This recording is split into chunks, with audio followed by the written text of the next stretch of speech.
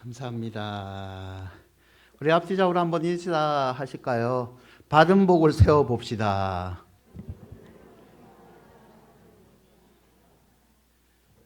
감사합니다. 한 번 더 인사하실까요? 집 나간 감사를 찾읍시다.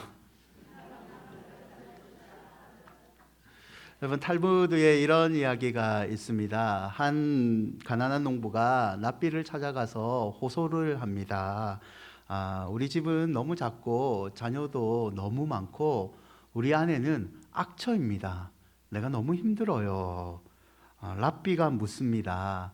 자네 염소를 키우는가? 예, 키우고 있습니다. 그러면 염소를 집 안으로 들이게. 다음날 농부는 더 괴로운 얼굴로 랍비를 찾아가 호소를 합니다. 아이들과 악처에다 염소까지 있으니 너무 힘듭니다. 랍비가 또 묻습니다. 집에 닭은 키우고 있는가? 네, 닭 키우고 있습니다. 그럼 닭을 집 안으로 들이게. 이튿날 농부는 이제 죽을 상으로 호소를 하죠. 더 이상 랍비여 살 수가 없습니다. 우리 집은 지옥입니다. 그런가? 그렇다면 염소와 닭을 모두 밖으로 내보내고 내일 다시 찾아오게. 다음날 농부가 아침 일찍 밝은 얼굴로 랍비를 찾아와서 말하죠. 랍비님, 염소와 닭을 집 밖으로 다 내보냈더만 천국이 따로 없습니다. 우리 집은 이제 천국입니다. 여러분, 농부의 집에 사실 변화는 하나도 없습니다. 똑같은 환경입니다. 똑같은 동물들이에요. 그러나 농부는 처음에는 지옥을 느끼고 나중에는 천국을 느끼고 있습니다. 영국의 테렌치 감독이 이런 말을 하는데요. 어떤 사람은 자기의 가는 평탄한 길에 조그만 구덩이만 있어도 벌써 하나님을 원망하고 사람을 원망한다. 또 어떤 사람은 자기의 가는 험하고 캄캄한 길에 조그만한 빛만 비추어도 하나님이 주시는 자비로우신 빛이라 하여 감사의 기도를 올린다. 화려한 궁전에 살면서도 생이란 왜 이리 괴로우며 기쁜 일이 하나도 없느냐고 얼굴을 찡그리고 불평하는 사람이 있으며 개딱지만한 오두막질에 살면서도 우리를 지키시는 하늘 아버지의 한없는 은혜와 사랑을 진심으로 감사하는 사람이 있다. 여러분은 어느 쪽의 사람인 것 같습니까? 여러분은 불평을 많이 하는 사람인가요? 감사를 많이 하는 사람인가요? 여러분, 이스라엘은요 구약시대 때 출애굽을 하게 됩니다. 출애굽하는 이스라엘은 광야에서 생활을 하다 보니까 그들은 힘이 들었습니다. 이 이스라엘은요 원래 애굽의 노예 생활을 하던 사람입니다. 노예 생활에서 하나님이 이들을 구원해 주셨죠. 그런데 이 노예에서 해방된 감사와 감격이 그들의 삶에 지속되지 못했습니다. 시편 78편은 이스라엘의 출애굽 역사를 한마디로 언급하는데요. 이스라엘의 이 광야의 생활은 불평과 원망의 역사라고 얘기를 합니다. 이 시편 78편의 시인은 아삼인데요. 이 아삼은 시편 78편의 불평의 출애굽의 역사를 언급함으로 너희는 불평하다 망한 이스라엘처럼 되지 말라라는 교훈을 주고 있습니다. 그러면 그들이 어떻게 불평을 했는지 잠깐 살펴보면요. 민수기 11장이 그 대표적인 불평의 사례가 나오는데요. 1절을 보시면 여호와께서 들으시기에 백성이 악한 말로 원망하였다라고 기록되어 있죠. 5절을 보시면 우리가 애굽에 있을 때에 값없이 생선과 오이와 참외와 부추와 파와 마늘들을 먹은 것이 생각나거늘이라고 되어 있습니다. 그들은요 하나님께서 자신들을 구원해 주셨는데 그 은혜를 생각하며 감사해야 되는데 감사를 하지 못합니다. 하나님께 불평을 합니다. 그래서 하지 말아야 될 말까지 해버리는데요. 차라리 애굽의 노예 생활에서 먹던 것이 더 행복했다는 심한 말까지 하나님께 하게 됩니다. 여러분, 불평은요 더 큰 문제가 하나 있는데 그것은 불평은 악순환이 이루어진다는 겁니다.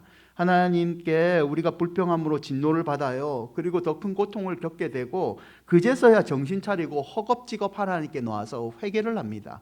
그러면 긍휼의 하나님께서 우리 죄를 용서해 주시죠. 그러면 하나님께 감사해야 되는데 우리는 조금만 더 어려움이 터지면 또 한 번 하나님께 불평을 하게 된다는 거죠. 더 큰 문제는 이 불평이란 놈이요, 나 혼자의 문제로 끝나는 게 아니라는 겁니다.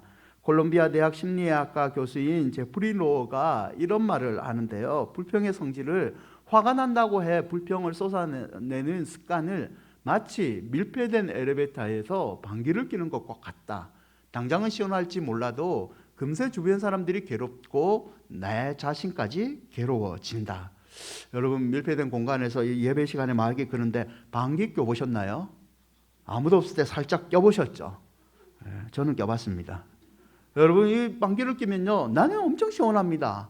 진짜 너무 시원하잖아요. 그런데 나 한산 때문에 내 주변의 사람들은 독가스를 마십니다.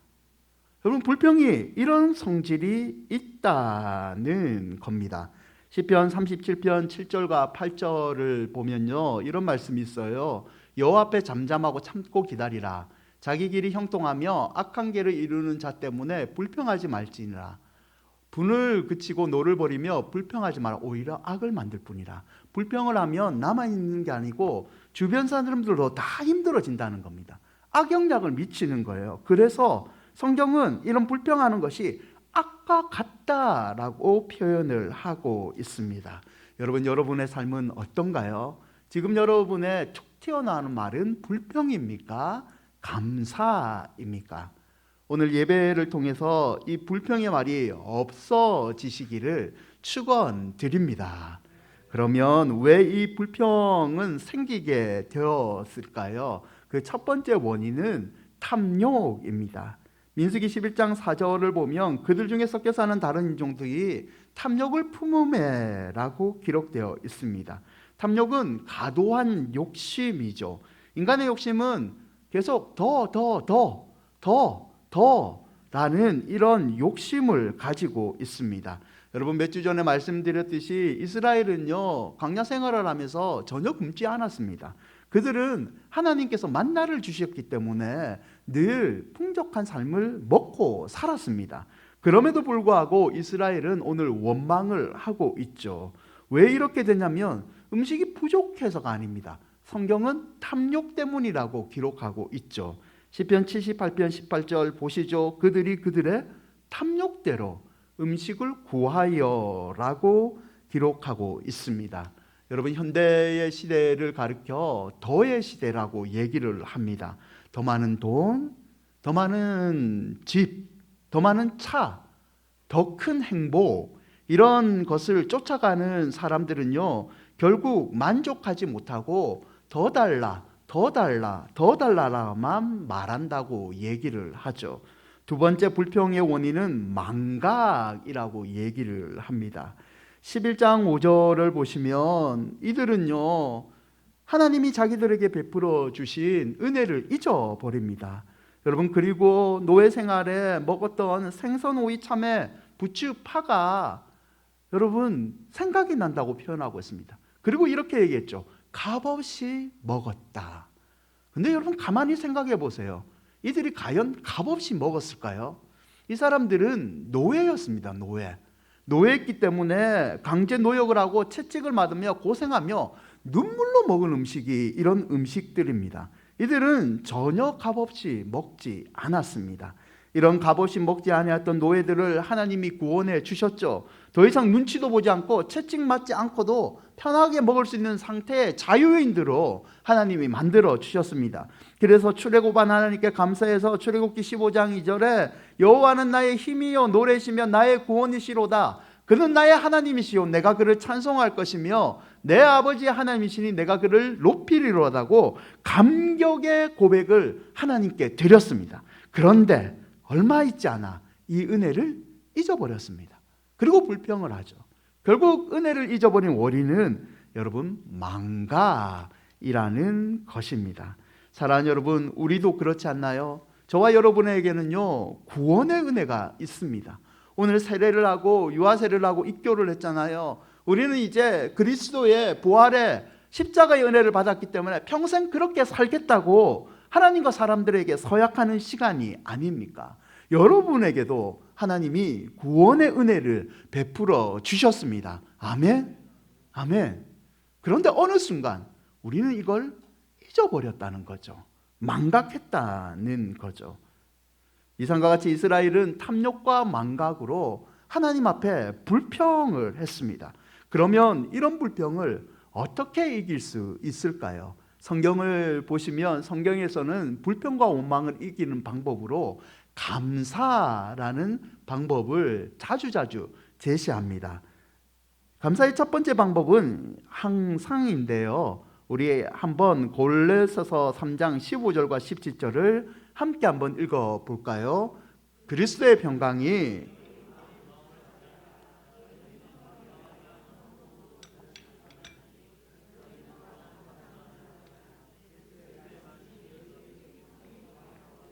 모든 지혜로 피차 가르치며 권면하고 시와 찬송과 신령한 노래를 부르며 감사하는 마음으로 하나님을 찬양하고 또 무엇을 하든지 말에나 이래나 다 주 예수의 이름으로 하고 그를 힘입어 하나님 아버지께 감사하라.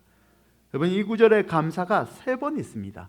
결국 강조하는 것은 성도는 하나님께 항상 감사해야 될 줄 믿습니다. 여러분, 오늘 우리는 예배를 드리고 있잖아요. 여러분, 예배의 본질이 뭡니까? 하나님께서 우리에게 베풀어 주신 은혜를 감사하는 게 예배입니다. 감사했기 때문에 감사하는 마음으로 죄를 고백하고 감사하는 마음으로 찬양하고 감사하는 마음으로 말씀 듣고 기도하는 것, 그게 바로 예배의 간단한 정의 아닙니까? 여러분, 감사하시다면 항상 하나님께 예배를 드리시기 바랍니다. 데살로니가전서 5장 16절과 18절 항상 기뻐하라, 쉬지 말고 기도하라, 범사에 감사하라. 이것이 그리스도 예수 안에서 너희를 향하신 하나님의 뜻이니라. 항상 쉬지 말고 범사에, 여러분 같은 표현입니다. 때를 어떤지 뭐든지 감사하는 마음으로 하나님께 예배를 드려라. 그것이 진정 성도의 본분임을 성경은 말하고 있습니다. 결국 성도는 항상 감사하는 마음으로 예배를 드려야 될 줄 믿습니다. 두 번째 감사의 방법은 무엇보다입니다. 시편 107편 1절인데요. 우리 함께 읽을까요? 여호와께 감사하라. 그는 선하시며 그 인자하심이 영원함이로다. 여러분, 원문을 보시면요, 감사하라는 말이 먼저 명령어로 나와 있습니다. 이 이유는 너희들이 하나님께 감사하는데 어떤 이유를 달지 말라. 하나님과 타협을 하지 마라. 하나님, 이거 들어주시면, 내 아이 장가 보내주시면 감사하겠습니다. 하나님, 우리 집 빚 다 청산해 주시면 감사하겠습니다. 이렇게 감사하지 말고 하나님이 우리 하나님 되신 것 그 자체로 먼저 감사해라. 감사를 최우선으로 삼아라 라는 뜻입니다. 여러분, 하나님이 저와 여러분의 하나님 되어 주셨습니다. 아멘? 그럼 여러분, 감사해야 되지 않겠습니까? 조건 달지 말고 하나님 이거 해주시면 감사해요 라는 것, 하나님과 밀당 좀 하지 마시고 하나님 자체로 감사해야 되는 것 아닙니까? 제가 요즘에 즐겨보는 찬양이 오늘 설교 끝나고도 함께 부를 텐데요, 은혜라는 찬양이 있습니다. 이 은혜의 찬양의 일부 가사가요, 내가 누려왔던 모든 것들이, 내가 지나왔던 모든 시간이, 내가 걸어왔던 모든 순간이 당연한 것 아니라 은혜였소 라는 가사가 있습니다. 여러분, 이런 가사를 저도 고백하지만요, 제가 살아온 모든 길이 사실은 평탄하지는 않았습니다. 그럼에도 불구하고 우리가 그런 어려운 세월을 지켜주신 하나님께 감사합니다, 은혜라는 고백을 드리면 하나님께서 새로운 은혜를 저와 여러분에게 내려주실 줄 믿습니다. 여러분, 개역개정에는요, 은혜라는 단어가 291번 나와 있습니다. 그 처음이 노아에게 창세기 6장 8절에 말씀하신 건데요, 그러나 노아는 하나님 여호와께 은혜를 입었더라부터 시작합니다. 그리고 은혜라는 단어는 마지막에 쓰인 게 요한계시록 22장 21절에 주 예수의 은혜가 모든 자들에게 있을지어다 아멘이라는 구절에 사용되었습니다. 여러분, 노아에게 사용됐을 때요, 하나님이 이 은혜라는 단어를 얘기하기 전에 홍수로 내가 세상을 심판하겠다라고 먼저 예언을 하십니다. 홍수로 세상을 심판하지만 그러나 은혜를 베풀어 노아 너는 살려주겠다라는 말씀입니다. 요한계시록에는요, 끝까지 믿기를 거부하는 자들에게 무서운 형벌이 있을 거라고 예언을 하십니다. 그리고 나서 그러나 주 예수의 은혜로 모든 믿는 자들에게는 소망이 있다고 말씀하십니다. 사랑하는 여러분, 성도는 살아서나 죽어서나 은혜로 살 줄 믿습니다. 그러면 주님 오시는 그날까지 우리 마음 깊이 은혜를 간직하고 은혜를 감사하며 사는 것이 성도의 마땅한 도리라는 것을 잊지 마시기를 바랍니다. 마지막 감사의 방법은 자족입니다. 사진 하나 보여주시죠. 이 사진은 상대적 빈곤율을 나타내는 사진입니다. 지난 25일에 OECD 경제협력개발기구가 2018년에서 2019년 세계 상대적 빈곤율 37개국을 조사해서 발표를 했습니다. 우리나라는요, 상대적 빈곤율을 느끼는 율인데요, 우리나라의 상대적 빈곤율은 16.7%입니다. 43.4는 다른 표시인데요, 저 표시는 내가 50% 이상 내가 잘 살고 있다라고 느끼는 사람, 느끼지 못하는 사람. 근데 나는 잘 살고 있다라고 느끼는 사람이 우리나라 국민 중에서 50%가 되지 않는 표를 방금 보여드렸습니다. 여러분, 올해 기준에서 중위소득, 나는 그래도 중간 이상에 산다고 생각하는 소득률이요, 1인 가구의 경우 91만 4천 원입니다. 2인 가구는 154만 4천 원이고 3인 가구는 199만 2천 원입니다. 4인 가구는 243만 8천 원입니다. 이 정도 통계가 나왔는데 우리나라의 대부분 사람들이요, 50% 이상이요, 나는 그래도 가난하다라고 생각을 한답니다. 이런 것을 느끼는 상대적 빈곤율이요, 전 세계에서 우리나라가 코스타리카, 미국, 이스라엘 다음으로 높은 나라입니다. 반면에 북유럽의 나라들은요, 자기는 낮은 수준에 나는 만족하면서 산다는 상대적 빈곤율을 보인다고 얘기를 합니다. 여러분, 결국 상대적 빈곤율은요, 현재의 삶에 만족하지 않음을 보여주는 지표입니다. 근데 생각해 보세요. 우리 과거보다 잘 살고 있지 않습니까? 더 잘 살고 있잖아요. 그런데 왜 나는 못 산다고 국민의 둘 중에 한 명이 이렇게 생각을 할까요? 이유는 간단합니다. 생활 수준이 항상 내가 아니라 다른 사람이기 때문입니다. 다른 사람과 비교했기 때문이죠. 절대적 빈곤은 사라졌지만 남보다 못하다는 이 상대적 빈곤 때문에 불평이 시작되었다는 겁니다. 여러분, 제가 단기 선교를 몇 나라 갔을 때 태국에 푸켓을 간 적이 있습니다. 푸켓은 여러분이 알다시피 관광지입니다. 유럽의 사람들이 3개월, 한 달 이 따뜻한 나라 태국에 와서 그곳에서 휴가를 보냅니다. 그래서 화이트 비치라는 곳을 가면 화이트 비치의 이름은 모래가 화해서라는 의미도 있지만 모래 해변에 하얀색 백인들이 쫙 깔려 있어서 화이트 비치라고 불리기도 합니다. 이 화이트 비치에 멀리서 보면 검은 점들이 왔다 갔다 해요. 이게 뭐냐면 태국 사람들입니다. 그래서 화이트 비치라고 불리는 곳인데, 저희가 선교지 했던 선교지 숙소에 화장실 앞에 그 건물을 관리하는 청소하는 사람들이 화장실 앞에서 밥을 먹고 있었어요. 밥을 먹고 그리고 거기서 낮잠을 자고 있었습니다. 저희 같이 갔던 선교팀에 초등학생이 있었는데요, 우리 초등학생이 그 선교사님에게 물어보는 거예요. 선교사님, 저 사람들은 왜 더럽게 화장실 앞에서 밥을 먹고 화장실 앞에서 저렇게 잠을 자고 있습니까? 불쌍해요. 여러분, 근데 선교사님이 재밌는 말씀을 하시는 거예요. 저기 화장실 앞에서 자고 있고 밥을 먹는 사람은 불쌍한 사람이 아니다. 저들은 행복해한다. 왠 줄 아십니까? 화장실 앞에서 청소를 하고 건물을 관리하는 그분들은요, 여러분 미얀마 사람들입니다. 미얀마에서 먹을 게 없어서 집이 흙집이거든요. 집이 허름해서 탈출을 해서 이민을 와서 태국에서 편하게 눕고 벽돌로 되어 있잖아요. 타일로. 거기서 마음껏 먹는 행복을 누리는 미얀마 사람들이라는 거죠. 여러분, 우리 삶을 한번 돌아보십시오. 하나님께서 여러분을 구원해 주셨습니다. 그리고 하나님께서 지금까지 여러분을 지켜주셨습니다.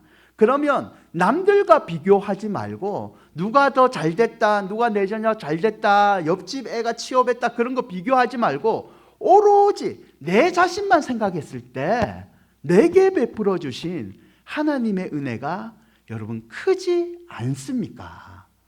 그렇다면 자족하는 마음을 가지고 하나님의 은혜를 감사로 표현하시기를 바랍니다. 여러분, 성경의 수가성의 여인은요, 자기 남편에게 만족하지 못하고 남편을 5이나 두었습니다. 그녀의 인생은 만족은 없고 갈증뿐이었습니다.